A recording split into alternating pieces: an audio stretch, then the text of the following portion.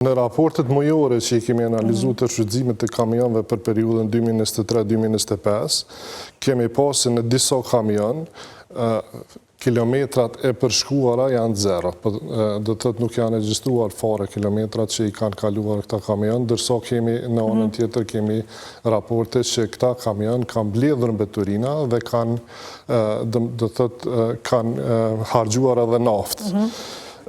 Po përderisa mundësia për të verifikuar këto kilometra ka qenë, s'ka ekzistu përderisa pajisjet matëse nuk kanë funksionuar edhe kontroli nga ana e kompanisë mbi këta kamion ka qenë po thuajse jo ekziston. Dhe ka një arsyetim, a është dhënë arsyetim pse ka ndodhur kjo apo si ka ndodhur? Arsyetimi është sepse kamionët janë të vjetruar, mirëmbajtja është më shumë reaktive se sa preventive, do thotë nuk është se i kanë nuk është se kompania ka marrë masa preventive për me i parandalu prishit në kamion edhe mundësia për kontrole ju ka reduktuar. Po, dhe kur jemi të kamion, gjithashtu raporti juaj përmend edhe sa kamioni duan kryeqytetit për mbledhjen e mbeturinave, si ka ndodhur zëvendësimi tyre këtyre të vjetrëve që po e përmendi, që si janë menaxhuar në përgjithësi edhe sa është numri tyre aktualisht.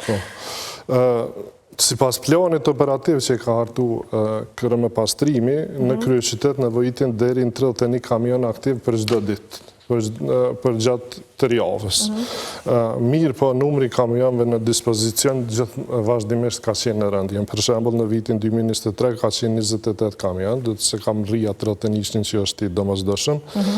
Pastaj ka ra në 25 në vitin 2024, ndërsa në muajin tetor të vitit 2025, 18 kamion ishin në proces rregullimi. Që do të thotë kompania ka operuar me 18 kamion më pak se që i nevojitet. Dhe kjo ka shkaktuar ndoshta pasaj edhe këtë kaosin që e pam me mbeturina që ishte në rritje, apo jo? Një prej shkaqeve. Kjo është një prej shkaqeve. Komuna e Prishtinës në vitin 2024 i ka bler kontejner të cilat kanë qenë të dedikuar për kompaninë rajonale të mbeturinave pastrimi. Vlera e blerive ka qenë 747.000 euro dhe janë blerë dikun 3.840 kontejner. Mirë po prej aty në 3.840-ve, 2.800 janë shpërndar, ndërsa 900 kontejner tjerë mbetin në depo të pashfrytzuar, që do të thotë nevoja për këta kontejner në përqytet është evidente, mirë po deri më sot nuk janë shpërndar, mbetin të papërdoruar. Ka ndonjë arsye përse nuk janë shpërndar? Keni marrë çarime nga kompania apo? Kemi marrë arsyetime më shumë me thonë se sa arsye.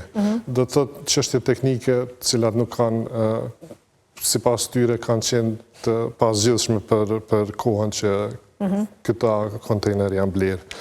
Puna e transportit, largësia prej kompanisë deri te lokacioni ku janë depoja ku janë ruajtur këto dokumente, pamundësia për t'i transportuar nëpër pikat e grumbullimit, kjo ka qenë disa arsyetime që i kanë dhënë komuna dhe KRM-ja.